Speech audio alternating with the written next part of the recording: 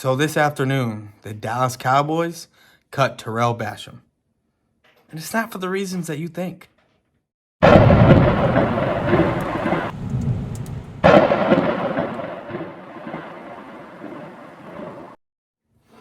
What's going on, YouTube? It's your main man, Boys for Life, coming at you with another video. So the Dallas Cowboys just cut this afternoon, and I know I'm late to the party, but cut Terrell Basham. Terrell Basham has been in the league for since 2017. His best years were with the Dallas Cowboys last year, where he had 39 tackles, 3.5 sacks for an interior defensive lineman. You know, his presence has been subpar for me. Came from the Jets, came from the Colts. Now he's with the Dallas Cowboys. You know, there's a lot of rumors going around that I want to kind of debunk, and I don't think that, this is not clickbait. I should tell you that. There's clickbait out there. People talking about, oh, is this room for OBJ? Does this mean they're making room for OBJ or things like that? Because we all know that the OBJ signing, or not signing, but the OBJ visit is coming this Monday. That's if he doesn't leave New York or Buffalo with a contract, because he is going to go visit. Actually, I don't even know if he's going to visit Buffalo yet. I just know he's going to New York this weekend. But Terrell Basham got hurt against the Tampa Bay Buccaneers. Hasn't played. He missed, the next 7 or 8 games? Hasn't recorded a sack. Hasn't recorded a tackle. Nothing. Like I said, last year, 38 combo tackles, 18 assists, 3.5 sacks. That was his best year that he's ever had in the NFL. For an interior defensive lineman. His best years.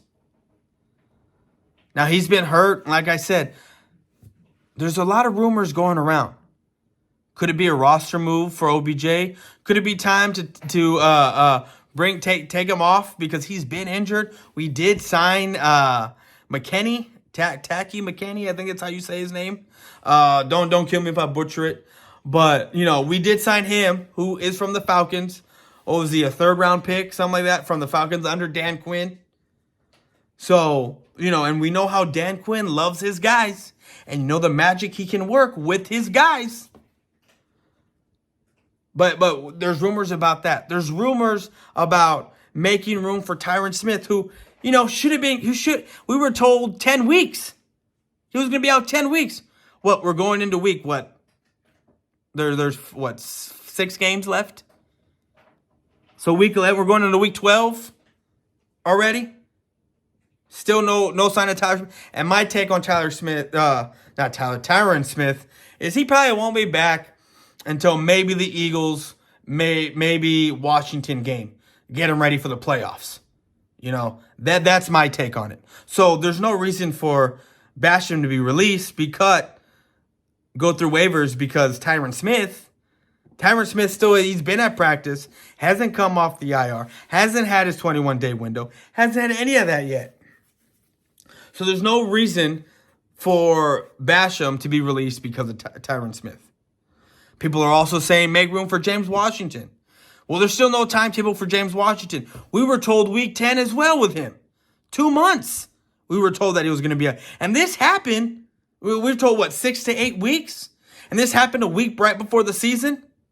So you were looking at a possible 10-week return, week 10, because I think week 9 we had a bye. So around week 10 return, like I said, we are, what are we? 8-3, we're going into week 12 already.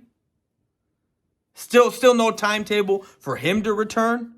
So why would you go ahead and cut Basham? Why? And then there's my favorite clickbait out there, and that is we're making room for OBJ.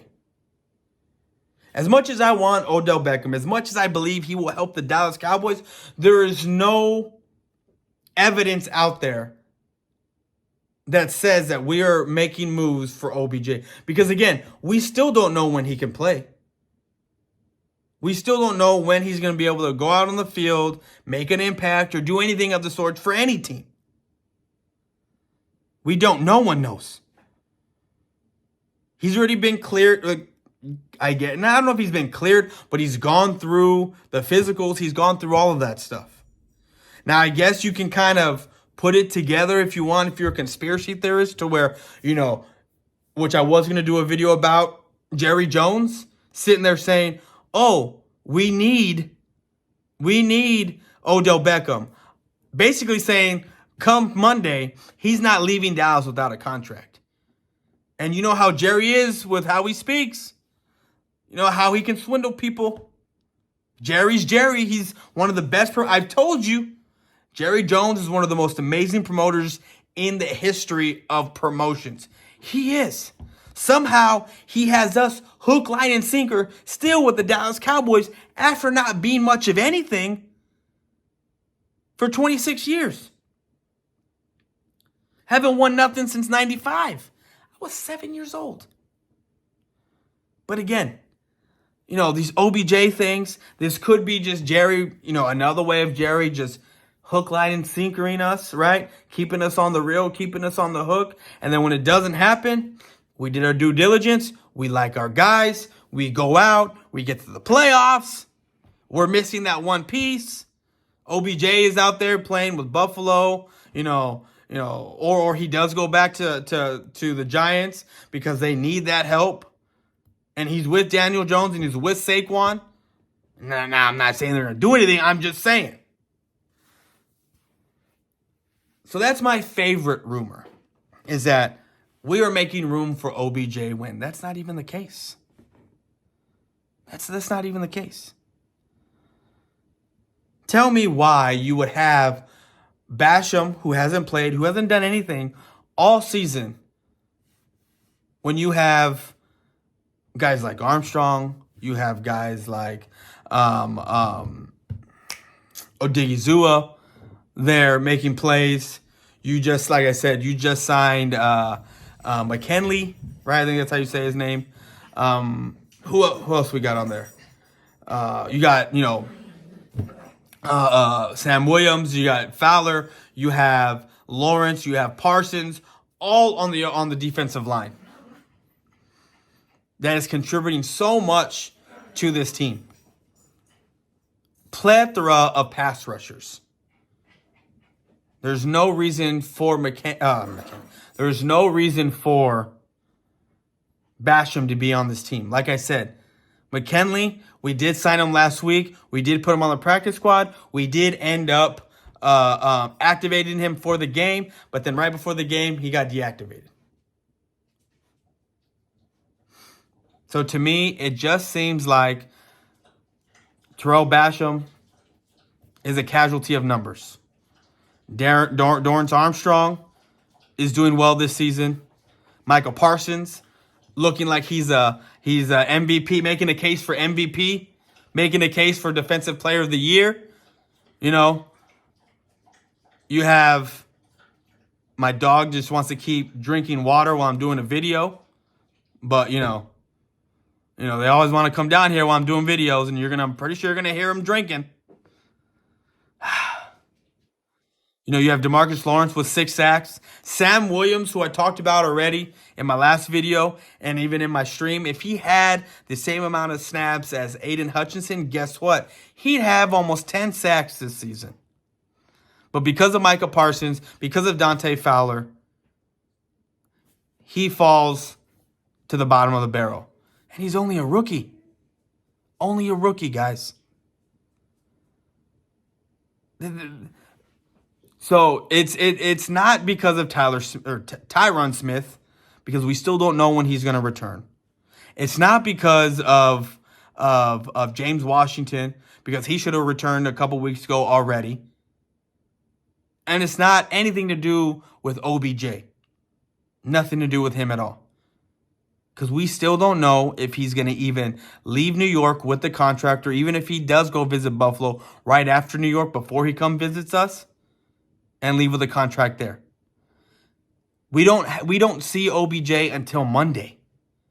We don't see him until Monday. And maybe then something does happen. But if you're a conspiracy theorist, then you're going to put it together to make it seem like, okay, guess what? they're making room for OBJ because Jerry Jones has said, this is the guy we need. This is the guy we want. We got to have him here. We got to have him now. Oh, look, they just cut Biotish. Terrell Biotish. They just cut him. But that's what happens when you're a conspiracy theorist, and that's what you think. So, for me, it's just Basham was just released because he was injured. Subpar player. 3.5 sacks last season. His best season he's ever had since he's been in the NFL. And I think he was just a casualty of the numbers. But anyways, guys, that's all I got. I'm out. Peace.